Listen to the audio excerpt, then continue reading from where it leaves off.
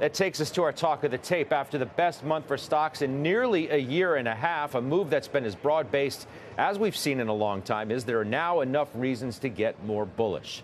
Let's ask Adam Parker. He's the founder and CEO of Trivariate Research, a CNBC contributor. As you see here, Post 9, welcome back. Thanks. I guess that's question of the moment as we turn the calendar. Is it time to get a little more positive than people have been? Well, I don't know what people have been doing. I mean, to me, it was pretty clear we were going to have a rally. We wrote about it, I think, November 1st, right? That in years the market's up 10% or more the first 10 months of the year. It's like a very high hit rate. It happens for the last 2 months. Why? Because people weren't positioned for it, and they chased the performance up.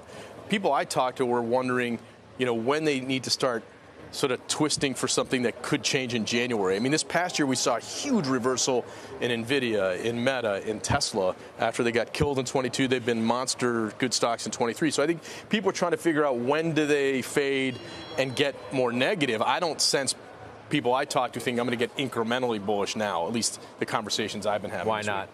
Because I think that there's a lot in the price, and I think people are worried about maybe a rotation in January or February. So I don't think people are thinking, oh, we have a great year end and we have a great January effect and it's just everything is great. I think people are worried. Because it's been really, this last month has thrown cold water all over the idea that, it's not broad-based enough. Yeah, banks have been great. Is bad. Yeah. I'm looking at the Russell's up 11% over the last month. I mean, all of these sectors have done quite well. Yeah. It's except energy. Except energy, yeah.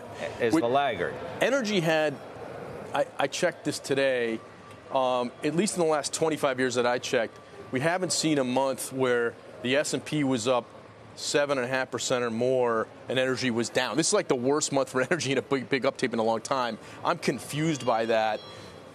It feels to me like demand recession is in the energy sector, but a demand recession is nowhere else in the market. That seems incongruous to me. So, having been wrong about it recently, I still like energy as a great risk reward going forward. But that's a notable laggard. That's a good word, by the way. PhD in statistics gets you that incongruous. Incongruous? I don't know. I feel like there was a math test I took with the congruity word in there back in the day. Let me ask you this. Yeah. If I say, Nick Timmeros writes in the Journal today, Fed interest rate hikes are probably over. Officials are reluctant to say so. We don't expect them to say so anyway. Right. But why is it not time to get incrementally more bullish here? If you think that rate hikes are over, and you think rate cuts are coming, and they're coming for the right reasons, not the wrong ones. The right ones being that inflation continues to trend down. Look, we were pretty much bullish this year, starting off the year, and the best scenario is the consensus is negative, you're a contrarian bull, and you're right. This is a dream scenario. As you look at the year-ahead outlooks from the large firms again this year, I don't see them having upside to the year-end 2024 where we are now. I think most people, 4,200, 4,500, 46, I don't see a lot of upsides. There's a chance you could be a contrarian bull and be right again. But I mean, there are a lot of price targets, though, that are like 5,000, 5,100. Right. Some are as high as 5,500. Okay, I haven't seen, I'm not on that side of the world. I haven't seen any that high.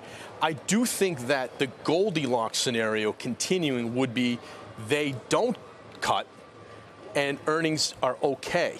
I don't think if they're going to start really cutting, I think you'll see a more negative impact on earnings first and therefore a bit of a reset before that happens. So I'm not of the mindset right now where I sit today saying it's bullish all the way through the downward revisions and negativity that then are the prerequisite for the cut. I think there could be a bit of a sharp hiccup before that. So I'm not trains left the station, get on board. I mean, the Nasdaq's up 35 this year. We're up big numbers already, so I wouldn't say this is the time I get incrementally bullish. I think it's, if you're correctly bullish all along, you're trying to be prudent about, good risk reward going forward.